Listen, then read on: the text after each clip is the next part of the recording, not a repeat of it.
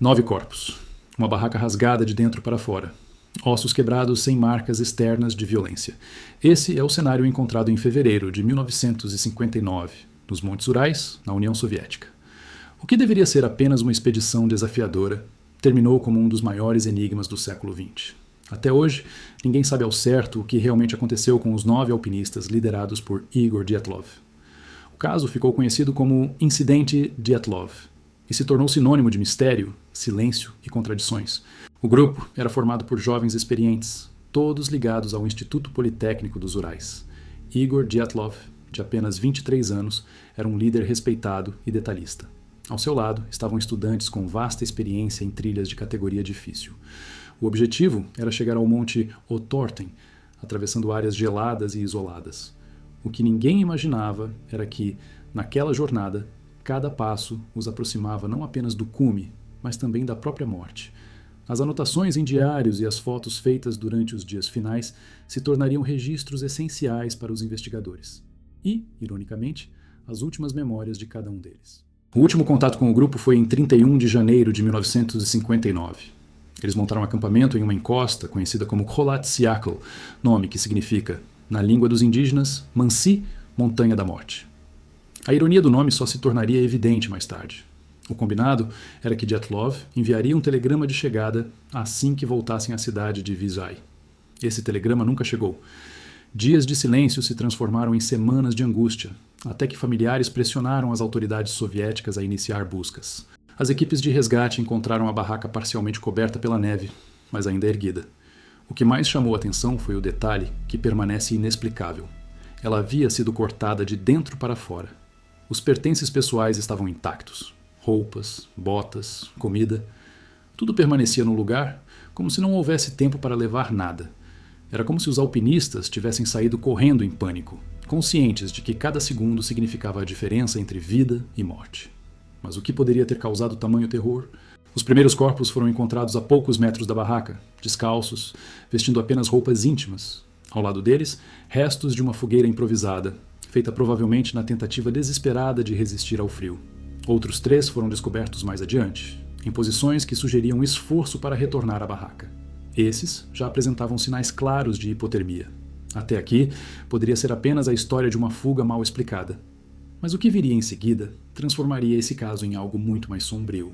Meses depois, o degelo revelou mais 4 corpos em uma ravina, enterrados sob 4 metros de neve. E foram eles que apresentaram as condições mais bizarras. Um deles estava sem olhos, outra sem língua. 2 tinham costelas e crânios fraturados, mas sem marcas externas de trauma. Era como se os ossos tivessem sido esmagados por dentro, sem que a pele fosse tocada. Os legistas ficaram atônitos. A intensidade da pressão nos ossos era comparável à de um acidente de carro, mas sem qualquer sinal externo compatível. O que poderia provocar algo assim? As pegadas deixadas na neve também intrigavam. Elas mostravam que os alpinistas não haviam corrido em pânico, mas caminhado em linha relativamente calma, descalços ou com meias finas rumo à floresta. Isso contradizia a cena da barraca rasgada por dentro, que sugeria pavor imediato. Era como se dentro da tenda tivessem entrado em desespero, mas ao sair, tivessem retomado algum tipo de controle. Essa contradição alimenta teorias até hoje. Fuga em pânico ou retirada calculada? Nenhuma das duas respostas parece se encaixar totalmente. A União Soviética abriu uma investigação, mas rapidamente a encerrou. A conclusão oficial dizia que os jovens haviam sido vítimas de uma força natural irresistível. Uma frase vaga, incapaz de explicar o que realmente aconteceu, mas suficientemente conveniente para encerrar o caso. Muitos acreditam que essa decisão foi tomada para evitar que segredos militares fossem revelados. Outros, que simplesmente não havia explicação plausível. Mas, de qualquer forma, a versão oficial deixou mais perguntas do que respostas. Uma das primeiras hipóteses levantadas foi a avalanche. Segundo ela, o grupo teria ouvido o deslocamento da neve e fugido desesperado. Porém, a área do acampamento não apresentava sinais de avalanche. A inclinação da encosta era pequena e a neve acumulada não tinha volume para justificar um colapso. Além disso, se tivesse ocorrido uma avalanche, a barraca e os objetos não teriam permanecido em pé. Essa hipótese, ainda hoje defendida por alguns, não explica detalhes como os ferimentos internos extremos. Outra teoria envolve testes militares secretos. Os Urais eram usados para experimentos com armas, incluindo mísseis e bombas de grande impacto. Relatos de moradores da região falam de esferas luminosas cruzando o céu na mesma noite da tragédia. Para muitos, os alpinistas foram testemunhas indesejadas e precisaram ser silenciados. Isso explicaria os ferimentos, semelhantes aos de ondas de choque. Também justificaria o silêncio apressado do governo. No entanto, nenhum documento oficial confirma a realização de testes naquele local e data específica. Entre os detalhes mais estranhos estava a presença de radiação em algumas roupas das vítimas. As peças contaminadas não pertenciam às mesmas pessoas que sofreram os ferimentos mais graves, o que complica ainda mais as análises. A radiação não era forte o suficiente para causar morte imediata, mas suficiente para levantar suspeitas de envolvimento militar. O que um grupo de alpinistas faria com roupas irradiadas? Teriam elas sido obtidas de fábricas ou instalações militares? Ou houve contato com material radioativo durante a expedição? Outros pesquisadores sugeriram uma explicação ligada ao infrassom. Ventos intensos passando pela encosta da montanha poderiam ter gerado ondas sonoras de baixa frequência, capazes de induzir pânico, alucinações e desorientação. Isso explicaria a fuga repentina, o comportamento estranho e até a decisão de sair mal vestidos. Mas não justifica os ferimentos internos, tampouco a radiação. É mais uma peça que parece se encaixar, mas que ao mesmo tempo deixa outras lacunas abertas. As lendas dos povos indígenas Mansi também são frequentemente citadas. Para eles, aquela montanha era amaldiçoada e não deveria ser escalada. O próprio nome, Kholat Syakhl, traduz-se como Montanha da Morte. Seria apenas coincidência que 9 jovens tenham encontrado ali um destino tão trágico? Ou havia algum conhecimento ancestral, transmitido oralmente, sobre os perigos invisíveis daquele lugar? É impossível afirmar, mas o simbolismo do nome, somado às mortes bizarras, tornou impossível separar o mito da investigação. Os registros fotográficos encontrados na barraca adicionaram camadas ao enigma. As últimas fotos mostram cenas comuns, paisagens nevadas, brincadeiras entre os jovens, preparativos da barraca. Mas também existem imagens enigmáticas, de luzes difusas no céu e sombras pouco explicáveis. Alguns acreditam que eram apenas erros de exposição, outros que capturaram evidências de fenômenos estranhos naquela noite. A ausência de certeza em cada detalhe cria um terreno fértil para teorias sem fim. Os funerais das vítimas também alimentaram novas dúvidas. Familiares relataram que alguns corpos apresentavam coloração de pele acastanhada e cabelos com tonalidades diferentes do normal. Os peritos atribuíram isso ao tempo de exposição ao frio e à decomposição, mas o público não se convenceu. Para muitos, era mais um sinal de que algo fora do comum havia acontecido. As descrições de pele estranhamente escura e cabelos em tom alaranjado entraram para a lista de mistérios que cercam o caso. 3 corpos estavam parcialmente vestidos com roupas de outros companheiros. Isso sugere que, à medida que alguns morriam, os sobreviventes retiravam roupas para se aquecer.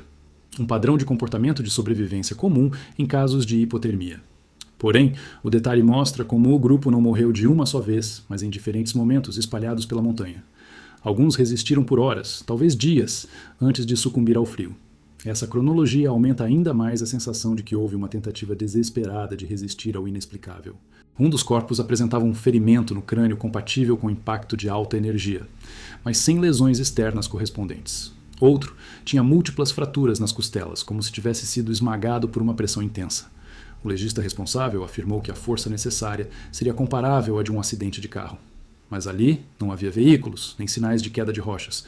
Essas discrepâncias tornaram impossível fechar o caso como um mero acidente natural. Algo anormal havia acontecido. Moradores da região também relataram avistamentos de luzes estranhas no céu naquela mesma noite. Esferas alaranjadas, como bolas de fogo, que cruzavam os urais. Essas testemunhas nunca foram oficialmente integradas ao processo, mas seus relatos foram preservados em jornais locais e memórias pessoais. Se verdadeiros, esses relatos poderiam indicar testes militares secretos ou fenômenos atmosféricos raros. Mas, como em quase tudo, no incidente de Dyatlov, as informações vieram sem provas conclusivas, apenas aumentando a névoa de incertezas. Em 2019, 60 anos após a tragédia, o governo russo reabriu a investigação. Após análises modernas, a conclusão foi novamente a de avalanche. Porém, para muitos, essa resposta soa como repetição de um discurso conveniente. A avalanche explica a necessidade de cortar a barraca e fugir, mas não explica a barraca ainda de pé, nem a dispersão dos corpos em locais tão diferentes, nem os ferimentos internos comparáveis a impactos de alta velocidade. O relatório oficial deu uma explicação, mas não solucionou o mistério. Até hoje, o incidente de Dyatlov continua sendo um dos maiores enigmas da história. Cientistas, jornalistas e curiosos continuam a revisitar o caso em busca de uma explicação definitiva. Mas cada nova investigação traz apenas respostas parciais, sempre insuficientes para fechar todas as lacunas. Seria a neve? Seria o homem? Seria algo que ainda não compreendemos? A única certeza é que, naquela noite gelada de fevereiro de 1959, algo aconteceu nos Montes Urais que ninguém conseguiu explicar por completo. Os nomes das vítimas se tornaram parte inseparável do mistério. Igor Dyatlov, Zinaida Kolmogorova, Lyudmila Dubinina, Rustem Slobodin, Yuri Doroshenko, Yuri Krivonichenko, Alexander Kolevatov, Semyon Zolotaryov e Nikolai Thibault-Brignol. 9 jovens com futuro promissor, experientes em escaladas e trilhas de categoria avançada. Todos foram encontrados mortos em circunstâncias impossíveis de explicar, e até hoje seus nomes ecoam sempre que o caso é revisitado. O que os une não é apenas a tragédia, mas a estranheza de como essa tragédia ocorreu. Um detalhe técnico que intriga os investigadores até hoje é a escolha do local da barraca. Eles armaram o acampamento em uma encosta exposta ao vento, quando a poucos metros havia uma linha de árvores que ofereceria proteção natural. Para alguns, isso foi um erro estratégico que custou caro. Para outros, uma decisão consciente de manter a altitude. Mas para os que acreditam na hipótese da avalanche, essa escolha foi a peça-chave. Estariam em terreno vulnerável, ainda que não houvesse sinais claros de risco imediato. Próximo a um cedro alto, os socorristas encontraram sinais de que alguém havia escalado a árvore, talvez para avistar a barraca ou buscar lenha. Galhos estavam quebrados a metros de altura, e na base, 2 vítimas jaziam ao lado de uma fogueira mal-sucedida. Seus corpos mostravam sinais de queimaduras, como se tivessem aproximado demais as mãos das chamas, numa tentativa desesperada de recuperar sensibilidade. Esse detalhe confirma que houve luta pela sobrevivência, mas também sugere desespero desorganizado. No caminho entre a árvore e o acampamento, 3 corpos foram encontrados em posições diferentes, como se tivessem caído durante o retorno. Um deles apresentava fratura craniana, outro, sinais claros de hipotermia. O padrão sugere uma tentativa de regressar à segurança da barraca, mas interrompida por frio, exaustão e talvez lesões graves. A distância era pequena, mas em condições de neve, escuridão e temperaturas abaixo de 30 degrees, cada metro se transformava em uma barreira quase intransponível. Os 4 corpos encontrados por último estavam em um abrigo improvisado em uma ravina, cobertos por neve profunda. Esses apresentavam os ferimentos mais enigmáticos. Fraturas internas devastadoras, sem marcas externas proporcionais, ausência de língua em uma das vítimas e olhos arrancados em outra. Para os legistas, as lesões lembravam impactos de alta velocidade, como os de acidentes automobilísticos.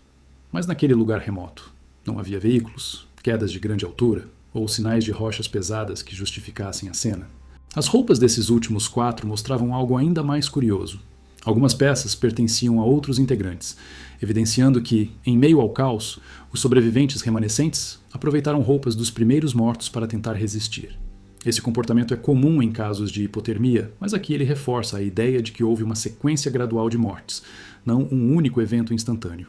Isso contradiz, em parte, a hipótese de uma avalanche que teria soterrado todos de uma vez. As análises químicas revelaram traços de radiação em determinadas roupas. Essa descoberta se tornou combustível para teorias de conspiração. Nenhum equipamento do grupo tinha ligação com material radioativo. Alguns levantaram a hipótese de que integrantes teriam contato anterior com locais contaminados, mas o contexto militar da União Soviética e a presença de testes secretos na região ampliaram as suspeitas. A radiação, pequena mas presente, permanece como uma das peças mais desconfortáveis do quebra-cabeça. Nos funerais, parentes relataram anomalias nas aparências dos corpos. Pele com coloração incomum, quase acobreada, e cabelos em tonalidades alteradas. Os legistas atribuíram a mudanças naturais decorrentes de decomposição e contato prolongado com neve e sol. Mas para muitos, isso se tornou mais uma evidência de que algo fora do comum havia ocorrido. A cada detalhe, a tragédia ganhava mais elementos inexplicáveis, e cada explicação oficial soava como uma tentativa apressada de encerrar perguntas. Teorias modernas trouxeram novas luzes. Simulações feitas por engenheiros suíços em 2019 sugeriram a possibilidade de uma avalanche em laje, um deslizamento silencioso e localizado de neve comprimida. Esse fenômeno poderia justificar o corte na barraca e algumas fraturas. Porém, críticos questionam: se a barraca foi atingida, por que não foi destruída por completo? E por que os objetos permaneceram arrumados dentro? Mais uma vez, uma hipótese resolve parte da equação, mas não o todo. Outra teoria natural fala do efeito de infrassons, provocados pelo vento na encosta. Ondas sonoras abaixo da frequência audível podem induzir sensação de pânico, desorientação e até alucinações. Isso explicaria o comportamento de cortar a barraca por dentro e fugir mal vestidos. Mas, novamente, não explica as fraturas internas severas. O caso Dyatlov é um labirinto de hipóteses, cada uma cobrindo um trecho, mas nenhuma oferecendo a saída completa. O resultado é um mistério que se sustenta justamente pelas lacunas. A hipótese de ataque humano, seja por indígenas Mansi ou por criminosos, foi considerada nos primeiros dias, mas logo descartada. Não havia sinais de luta corpo a corpo, nem pegadas de terceiros próximas ao acampamento. Tudo indicava que apenas os 9 alpinistas estiveram ali. Além disso, não havia sinais de roubo, armas recolhidas ou qualquer motivação clara. A cena falava mais de uma fuga contra algo invisível do que de um confronto direto contra inimigos humanos. As autópsias também deixaram rastros desconfortáveis. O legista apontou que algumas das fraturas torácicas só poderiam ter sido causadas por forças comparáveis às de um acidente de automóvel. Contudo, sem traumas externos, a explicação parecia inconclusiva. As línguas e os olhos ausentes poderiam ter sido resultado de decomposição em neve e contato com animais após a morte. Mas esses detalhes continuaram a gerar especulação, principalmente pelo caráter chocante. A ciência tinha respostas possíveis, mas nada definitivo. O relatório oficial soviético de 1959 encerrou o caso com a famosa frase: "Morte causada por uma força natural irresistível". Palavras vagas que serviram mais para fechar processos do que para trazer clareza. 60 anos depois, em 2019, a Procuradoria Russa voltou a investigar e reafirmou a versão da avalanche. Para alguns, essa insistência soa como conveniência, escolher a hipótese mais plausível entre as naturais, mesmo sem que ela cubra todas as contradições. O caso foi dado como resolvido, mas nunca como explicado de fato. No local, hoje chamado Desfiladeiro Dyatlov, foram erguidos memoriais em homenagem aos 9. Expedições atuais refazem o trajeto em busca de respostas, mas a paisagem permanece praticamente a mesma. Neve, vento, uma encosta exposta e uma floresta rala. É como se o próprio ambiente preservasse o silêncio. Nada no terreno explica plenamente as marcas do passado, apenas reforça o clima de um enigma que o tempo não conseguiu apagar. Pesquisadores modernos construíram simulações para tentar fechar o quebra-cabeça. O cenário mais aceito sugere que uma combinação rara de neve acumulada, ventos e decisões humanas levou ao desastre. Corte da barraca para escapar, caminhada descalça em fuga, dispersão na escuridão, abrigo improvisado na ravina, mortes gradativas por frio e colapso de neve sobre alguns. Essa hipótese cobre parte da narrativa, mas deixa de fora elementos que continuam perturbadores. Os ferimentos internos extremos à radiação localizada e os relatos de luzes no céu. As contradições permanecem. Se houve avalanche, por que a barraca ficou de pé?